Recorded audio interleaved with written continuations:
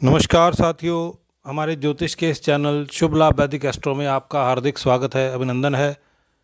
आज का हमारा विषय है देव सेनापति मंगल का अपनी स्वयं की राशि वृश्चिक राशि में गोचर और साथ में दिनांक 29 नवंबर 2021 से उनका उदय अवस्था में आ जाना और इस घटनाक्रम का सभी राशियों के जातकों पर क्या प्रभाव पड़ने जा रहा है, उसके ऊपर विस्तार पूर्वक चर्चा आज के इस एपिसोड में हम करेंगे। मित्रों, जैसा कि आप सभी जानते हैं कि जब कोई ग्रह सूर्य के बहुत अधिक निकट आ जाता है तो वो सूर्य के तेज प्रभाव और गर्मी के कारण अपना जो प्रभाव है लगभग खो देता है। इस कारण उसको अस्त अवस्था में माना जाता है और जब उसकी सूर्य से दूरी कुछ डिग्रियों से अधिक हो जाती है तो वो उदय अवस्था में माना जाता है। ये जो दूरी है हर ग्रह के लिए अलग अलग रहती है, परंतु मंगल के केस में सूर्य से उसकी दूरी 17 डिग्री मानी गई है। अगर 17 डिग्री से ज़्यादा दूर मंगल सूर्य से हो जाएंगे तो वो उदय अवस्था में आ जाएंगे और अगर उनकी दूरी सूर्य से 17 डिग्री से कम रहेगी तो अस्त अवस्था में रहेंगे। तो पिछले कई महीनों से मंगल अस्त अवस्था में गोचर कर रहे थे। साथ में उनका जो गोचर था ज़्यादा प्रभावशाली राशियों में नहीं था, परंतु 5 दिसंबर 2021 से उनका गोचर अपनी स्वयं की राशि वृश्चिक राशि में होगा और साथ में केतु वहाँ पर पहले से गोचर कर रहे हैं और सूर्य भी वहाँ पर गोचर कर रहे हैं, जो कि 16 नवंबर तक वहाँ पर रहेंगे। उसके बाद 16 दिसंबर के बाद जो है सूर्य वहाँ से निकल जाएंगे और अगली राशि धनु राशि में प्रवेश कर जाएंगे। इसके साथ ही इस दौरान जो राहु हैं उनकी सप्तम दृष्टि इन ग्रहों पर वृश्चिक राशि में रहेगी।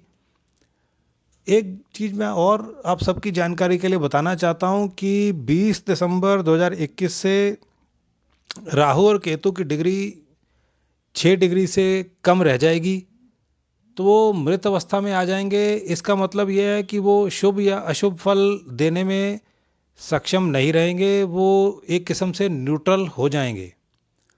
और 20 दिसंबर तक क्योंकि सूर्यदेव भी वृश्चिक राशि से निकल जाएंगे, 16 दिसंबर को वो निकल जाएंगे वृश्चिक राशि से, तो उसके बाद जो फल यहाँ पर मिलता हुआ नजर आएगा वृश्चिक राशि में वो केवल मंगल का ही होगा और मंगल अपनी राशि में बैठकर अपने मन वांछित तरीके से फल देने में सक्षम हो जाएंगे।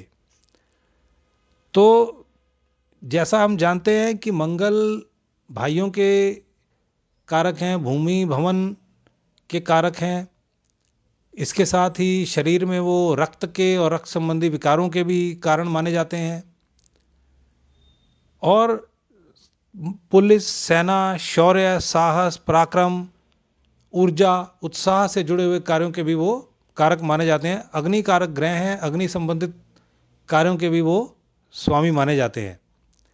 तो जो लोग इस प्रकार के कार्य कर रहे हैं तो उनको ज़्यादा अच्छा फल, शुभ फल मिलता हुआ इस पीरियड के दौरान दिखाई देगा।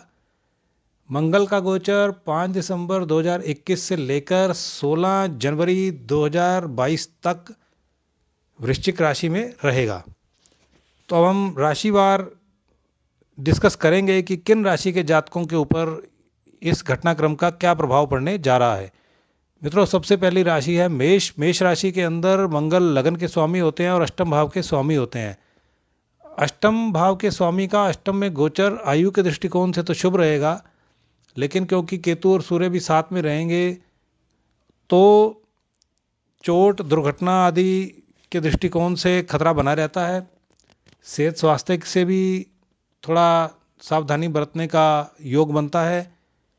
दवाई का समय पर लेना, जिन लोगों को पहले से कोई विकार चल रहे हैं तो अपना मेडिकल चेकअप कराना, सावधानियों का बरतना और दवाई का लेना। और वाहन वगैरह चलाते हुए जोखिम के कार्य अगर करते हैं तो सावधानी से कार्य करना इन लोगों के लिए जरूरी हो जाएगा।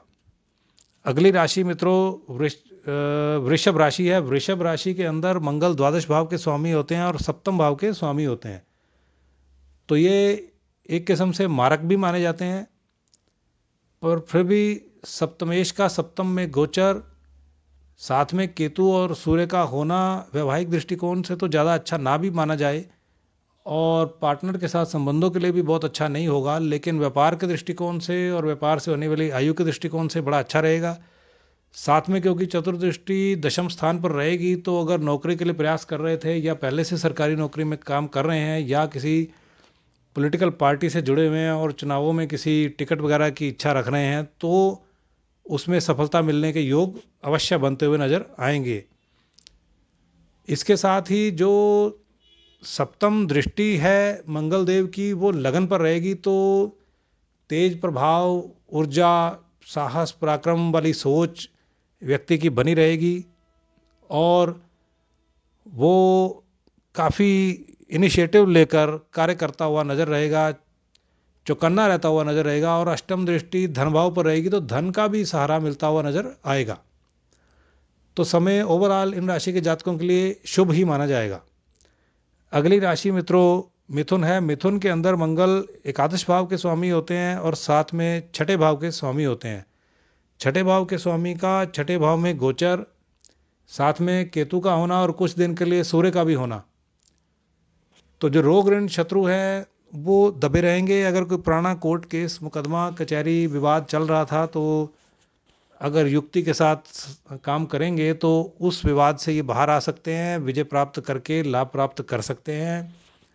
परंतु फिर भी हम ये रिकमेंड करेंगे कि इस बात का ख्याल रखना चाहिए, कोई नया कर्जा अगर अति आवश्यक ना हो तो नहीं लेना चाहिए, और किसी भी प्रकार का नया वाद विवाद अगर ना खड़ा किया जाए इस दौरान तो वो बड़ा शुभ रहेगा। क्योंकि अगर इस दौरान कोई नया वाद विवाद शुरू हो भी जाता है तो वो इस समय तो शायद ज़्यादा उभर कर कष्ट ना दे, लेकिन आने वाले समय में वो उभर कर सामने आ सकता है और कष्टकारी साबित हो सकता है। तो इसलिए सावधानी बरतनी चाहिए। अगली राशि मित्रों कर्क राशि है। कर्क राशि में मंगल बड़े योग कारक ग्रह हो जाते हैं, क्योंकि वो पंचम भाव के स्वामी होते हैं और दशम भाव के स्वामी होते हैं। केंद्र के और त्रिकोण के स्वामी होने के कारण और लग्नेश चंद्रमा के मित्र होने के कारण इस लगन में वो बहुत अच्छा फल देने में सक्षम होते हैं, अगर वो मजबूत अवस्था में हों। तो क्योंकि 5 दिसंबर से उनका गोचर अपनी राशि में होगा, तो ये इन जातकों के लिए बड़ा शुभ रहेगा। अगर कोई उच्च विद्या प्राप्त कर रहे हैं तो उसमें सफलता मिलती हुई नजर आएगी। अगर किसी कॉम्पिटिटिव एग्ज़ाम में अपीयर हो रहे हैं तो उसमें जनरल आईक्यू लेवल बढ़ा हुआ रहेगा, सफलता मिलेगी। कोई बहुत अच्छा कॉम्पिटिटिव एग्ज़ाम क्रैक कर सकते हैं, जिसका आने वाले समय में बहुत शुभ फल प्राप्त होगा। परंतु गर्भवती स्त्रियों के लिए ये समय बहुत अनुकूल नहीं रहेगा। उनके स्वास्थ्य के लिए और उनकी होने वाली संतान के स्वास्थ्य के दृष्टिकोण से समय अच्छा नहीं होगा, तो उनको मेडिकल चेकअप कराना चाहिए। जो उनको परहेज बताया जाए वो परहेज करना चाहिए और समय पर जो दवाई बताई जाए वो लेनी चाहिए।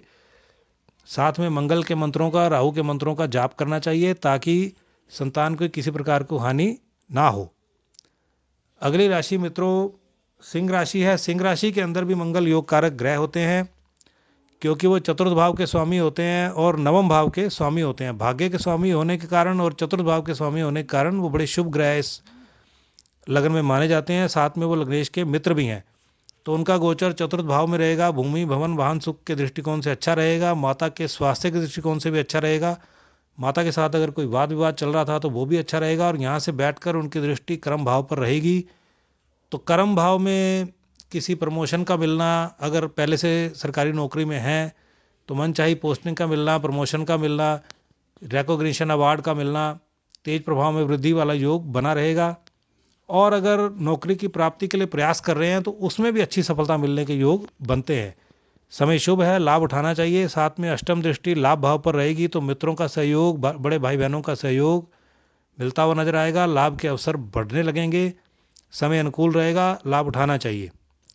अगली राशि मित्रों कन्या है। कन्या में मंगल देव तृतीय भाव के स्वामी होते हैं और अष्टम भाव के स्वामी होते हैं।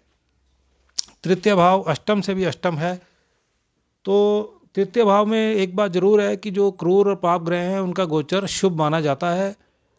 पराक्रम, साहस में वृद्धि होगी, शौर्य में वृद्धि होगी, एनर्जी लेवल में वृद्धि होगी। व्यक्ति की सोच जो है बड़ी पॉजिटिव हो जाएगी, वो इनिशिएटिव लेकर कार्य करेगा। तो इस कार्य का इस दौरान तो उनको फल मिलेगा ही मिलेगा, और आने वाले समय में भी उसका फल उनको मिलता रहेगा। फिर भी जो बहुत घनिष्ठ लोग हैं उनसे कुछ कहीं ना कहीं धोखा मिलने का योग बनता है, तो थोड़ी सावधानी बरतनी चाहिए। समय अनुकूल रहेगा, प्रयास करने चाहिए, शुभ कार्यों में अधिक इनिशिएटिव लेकर कार्य करना चाहिए। आने वाले समय में भी अच्छा फल मिलता हुआ दिखाई देगा।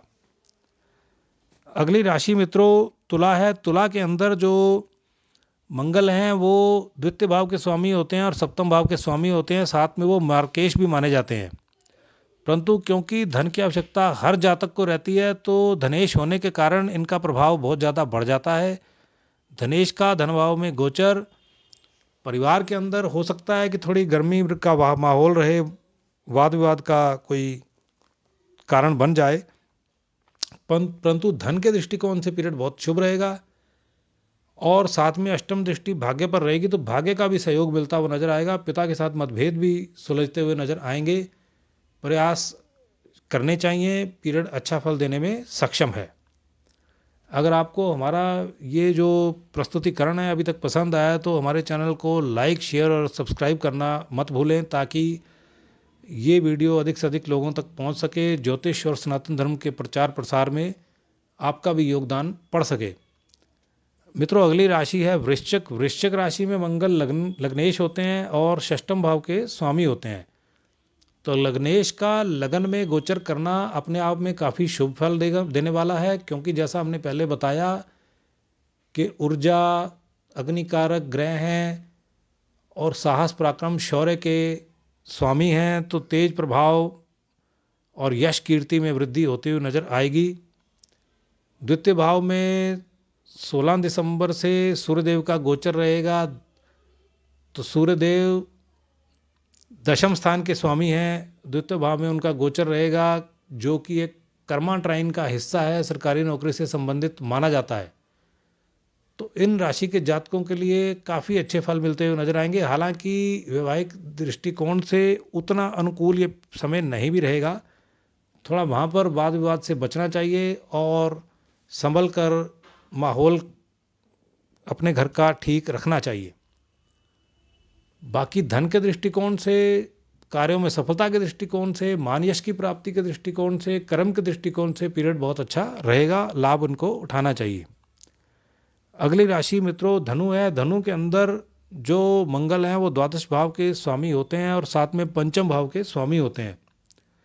साथ में यहाँ पर जो सूर्यदेव हैं वो भाग्य भाव के स्वामी हैं और उनका जो गोचर है वो 16 दिसंबर से लगन में रहेगा और 16 जनवरी तक, जब तक मंगल वृश्चिक राशि में रहेंगे तब तक वो लगन में रहेंगे। तो वैवाहिक दृष्टिकोण से पीरियड बहुत अच्छा ना भी हो, परंतु भाग्य के दृष्टिकोण से पीरियड बहुत बढ़िया रहेगा। धन के दृष्टिकोण से पीरियड काफ़ी अच्छा रहेगा और तेज प्रभाव के दृष्टिकोण से साहस पराक्रम में वृद्धि और सहयोग मिलता हुआ भाग्य का, मित्रों का, ये सारी चीज़ें यहाँ पर होती हुई नज़र आएंगी। तो इनको लाभ उठाना चाहिए, समय अनुकूल ही माना जाएगा। अगली राशि मित्रों मकर है। मकर के अंदर मंगल एकादश भाव के स्वामी होते हैं और साथ में चतुर्थ भाव के स्वामी होते हैं। एकादश भाव में क्रूर ग्रह और पाप ग्रहों का गोचर शुभ माना जाता है, तो यहाँ पर मंगल केतु के साथ रहेंगे और कुछ दिन तक 16 दिसंबर तक सूर्य भी उनके साथ रहेंगे। तो बड़े भाई बहनों का सहयोग मिलना, मित्रों का पूर्ण सहयोग मिलना, लाभ के अवसरों में वृद्धि होना, कहीं से अच्छी डील का क्रैक हो जाना, कुछ ऐसे अवसर सामने आ जाना जिनसे आने वाले समय में भी लाभ होता हुआ दिखाई देगा। तो इनको बड़ी सावधानी से दिमाग को सोच समझ कर निर्णय लेने चाहिए। अगर ये उन अपॉर्चुनिटीज़ का फ़ायदा उठाते हैं तो आने वाले समय में इनको लंबे समय तक लाभ मिलता रहेगा। तो समय इनके लिए बड़ा अच्छा रहेगा, ध्यान से कार्य करना चाहिए, समय का लाभ उठाना चाहिए। अगली राशि मित्रों कुंभ है। कुंभ के अंदर जो मंगल का गोचर है दशम भाव में होगा। पहले कुछ दिन तक सूर्य का भी गोचर इसी भाव में होगा। सूर्य और मंगल दशम भाव में दिग्बली हो जाते हैं, तो 16 दिसंबर तक का जो पीरियड रहेगा 5 दिसंबर से, ये 11 दिन विशेष रूप से लाभदायक रहेंगे। जो लोग सरकारी नौकरी में हैं या राजनीति में हैं, उनको कोई प्रमोशन मिलना, अवार्ड रिवार्ड रिकॉग्निशन का मिलना, या चुनावों के अंदर अगर वो किसी मनवांछित जगह से टिकट की प्राप्ति चाह रहे थे तो उनको वो भी मिलता हुआ दिखाई देगा। साहस पराक्रम तेज प्रभाव बना रहेगा। अगर अपनी भावनाओं पर काबू रखेंगे तो सफलता के योग और ज़्यादा बढ़ जाएंगे। दिमाग और युक्ति से काम लेना चाहिए। समय बड़ा शुभ है। हमारी शुभकामनाएं इन सब के साथ हैं। अगली राशि मित्रों मीन है। मीन राशि के अंदर मंगल द्वितीय भाव के स्वामी हो जाते हैं और साथ में भाग्य भाव के स्वामी होते हैं। तो भाग्य भाव का जब सहारा मिल जाए, क्योंकि भाग्येश भाग्य में गोचर कर रहा है और जो सूर्यदेव हैं उनका गोचर दशम भाव में हो जाएगा 16 दिसंबर से, तो समय वाकई में बहुत लाभ देने वाला रहेगा। जो जो बातें हमने कुंभ राशि के जातकों के लिए बताई थी, लगभग वैसी ही फल इन राशि के जातकों को भी मिलता हुआ दिखाई देगा। अगर सरकारी नौकरी में हैं तो उसमें प्रमोशन, मनचाही पोस्टिंग, अवार्ड रिवार्ड रिकॉग्निशन, राजनीति में हैं तो मनचाही टिकट का मिलना और सफलता का मिलना, इस प्रकार के योग रहेंगे। समय शुभ रहेगा। अपने ध्यान को भटकने नहीं देना चाहिए और पूर्ण रूप से फोकस करते हुए कार्य करना चाहिए। सफलता मिलने के पूर्ण योग दिखाई देंगे। जिन लोगों के लिए हमने समय अनुकूल बताया और जिनके लिए ज़्यादा अनुकूल नहीं भी बताया, तो उनको मंगल के बीज मंत्रों का जाप करना चाहिए। मंगलवार के व्रत रख सकते हैं। बजरंग बाण और हनुमान चालीसा का संपुटित पाठ कर सकते हैं। बहुत अधिक लाभ उनको मिलेगा। आशा है हमारा ये प्रस्तुतिकरण आपको पसंद आया हो। अगर पसंद आया हो तो कृपया इस चैनल को लाइक, शेयर और सब्सक्राइब अवश्य करें, ताकि अधिक से अधिक लोगों तक ये जानकारी पहुंच सके। सनातन धर्म और ज्योतिष का प्रचार प्रसार बढ़े। अंत तक वीडियो देखने के लिए आप सबका बहुत बहुत धन्यवाद। आपका समय शुभ हो। प्रभु की कृपा आप पर बनी रहे, ऐसी हमारी शुभकामना है। धन्यवाद।